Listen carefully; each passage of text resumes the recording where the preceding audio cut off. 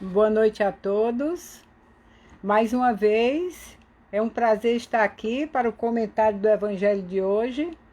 Como sempre, peço a ajuda dos benfeitores espirituais na condução desse comentário. E o Evangelho e o capítulo escolhido, meus amigos, para hoje foi o capítulo 5, Bem-aventurados os aflitos, o item 3, Justiça das aflições. Vamos à leitura de um pequeno trecho desse item 3. Desde que se admita Deus, não se pode concebê-lo sem a infinitude de perfeições. Ele deve ser todo poder, todo justiça, todo bondade. Sem isso, não seria Deus.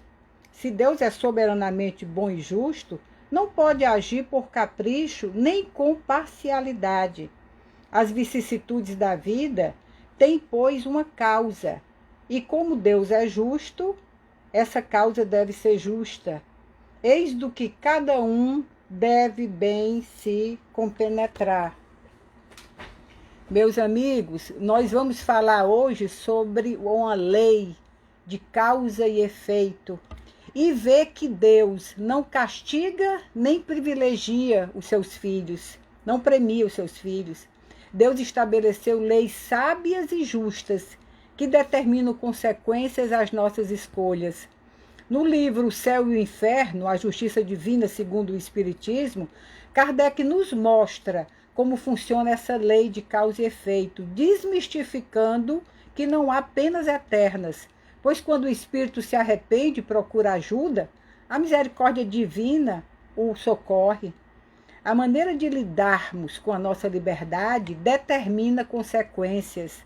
Na verdade, a lei de causa e efeito vem para nos proteger de nós mesmos, porque quando, pelas nossas escolhas, agimos contra a lei de amor, justiça e caridade, que é a lei divina que comanda todas as demais leis, estamos produzindo mal, entrando num processo de sofrimento e fazendo o outro sofrer, nos tornando responsáveis por aquela ação. A lei de causa e efeito é uma forma de nós aprendermos a tomar as decisões corretas. Ela rege a nossa existência, funciona tanto para o bem como para o mal. O animal age por automatismo e suas escolhas são aquelas que se encontram dentro do automatismo do instinto. Ele não tem livre-arbítrio, nós sim. Nós temos a capacidade de escolha, temos o livre-arbítrio. Quantos caem por sua própria culpa, pela sua imprevidência, pelo seu orgulho, pela sua ambição, pelo mau proceder, por não terem sabido limitar seus desejos? Quantas funestas disputas, quantas doenças decorrem dos excessos de todo gênero?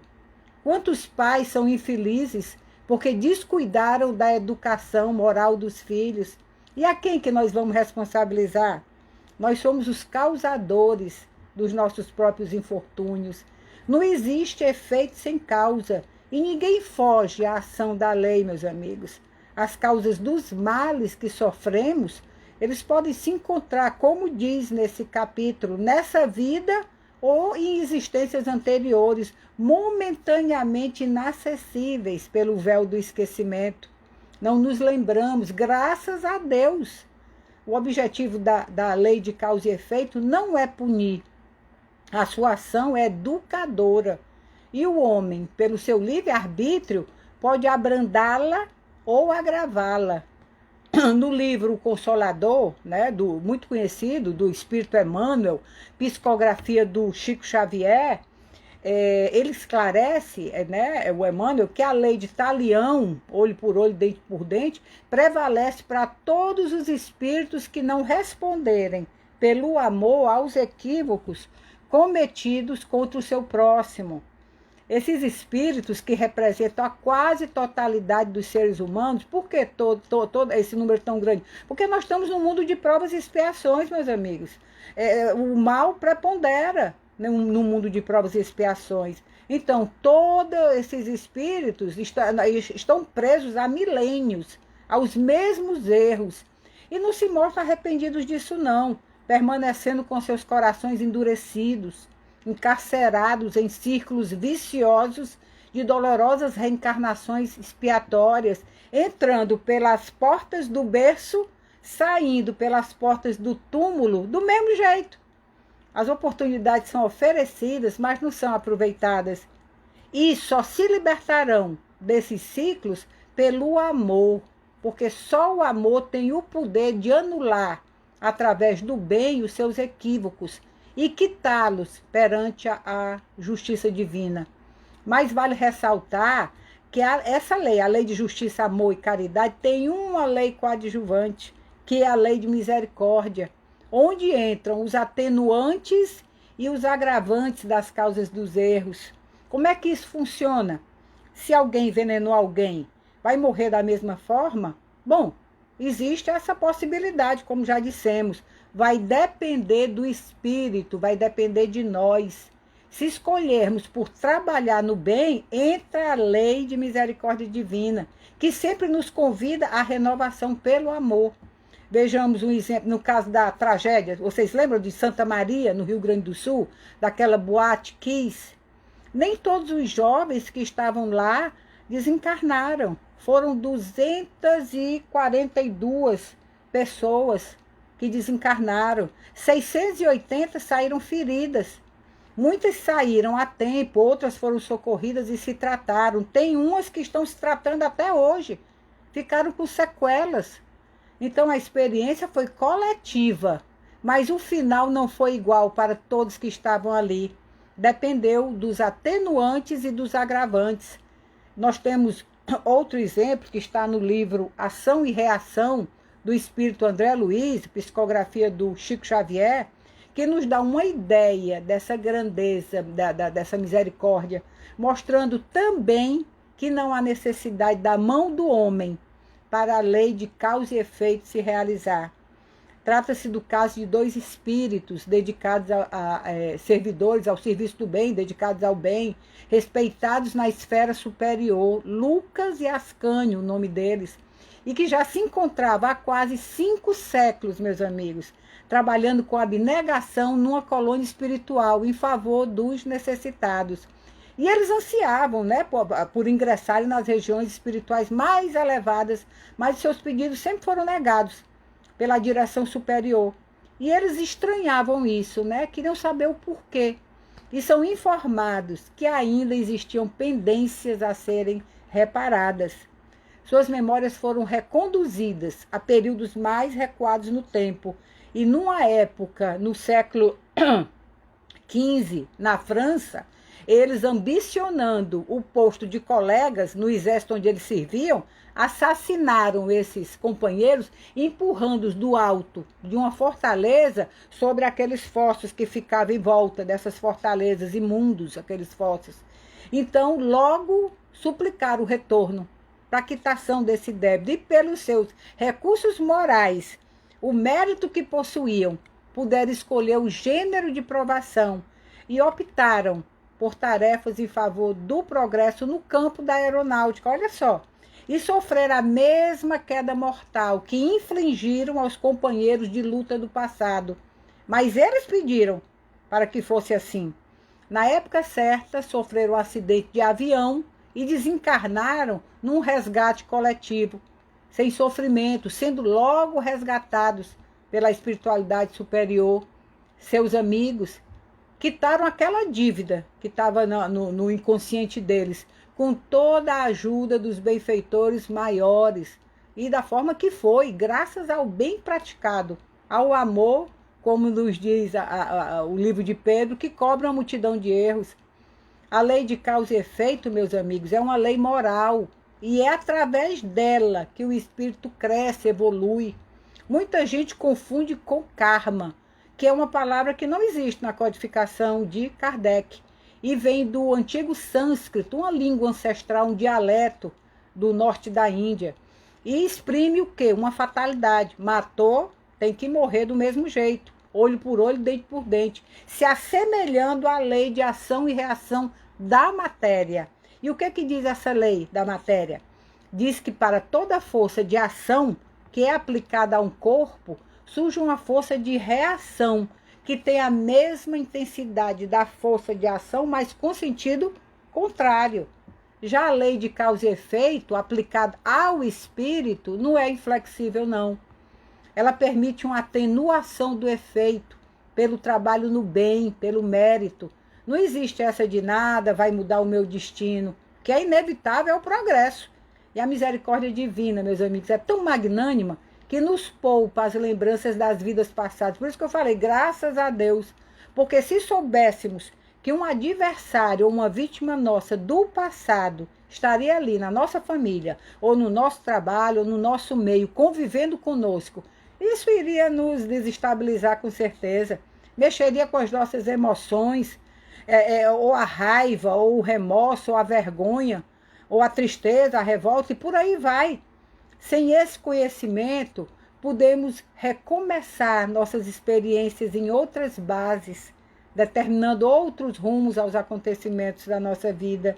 Tudo depende de nós, pois todos, e repito, todos temos um planejamento reencarnatório, visando o nosso bem. Podemos até discordar, achar que não, porque a nossa visão é limitada, mas não estamos aqui sem um objetivo, não. Podemos plantar espinhos ou flores, é uma escolha nossa, mas um dia teremos de colher. Se escolhermos o bem, veremos como ele tem a capacidade de se multiplicar. Um escritor, palestrante, um grande trabalhador espírita, que já não está mais entre nós, o Richard Simonetti, já desencarnado, nos falava com humor que, eu nunca me esqueci disso, se malandro soubesse como é bom fazer o bem, fazia o bem só por malandragem. Mas o fato é que o bem rende muito. Emmanuel nos diz que quando ocorre em momento oportuno o nosso contato indispensável, né, com os mecanismos da justiça, aqueles a quem porventura tenhamos prestado algum benefício, aparece nosso auxílio, vem nos ajudar, pois se convertem em advogados naturais da nossa causa, gente, amenizando as penalidades destinadas a nós, intercedendo por nós, ou suprimindo-as de todo. A lei se torna mais suave à medida que evoluímos. O bem que nós fazemos modifica o nosso resgate. E Emmanuel completa: o bem que fizeres em algum lugar é teu advogado em toda parte. Nós temos outro exemplo em que houve o abrandamento da lei, porque o elemento amor atuou ali. Está no livro A Vida Escreve. É outra psicografia de Chico Xavier. Lá conta que o operário Saturnino Pereira sofre um acidente na fábrica onde trabalha e perde o polegar direito. Seus colegas e amigos, eles ficaram indignados porque acham uma injustiça aquela ocorrência, porque ele era muito dedicado a todos, fazia bem a todos, cedia em favor dos outros. Quem precisasse de ajuda, ele estava ali disposto.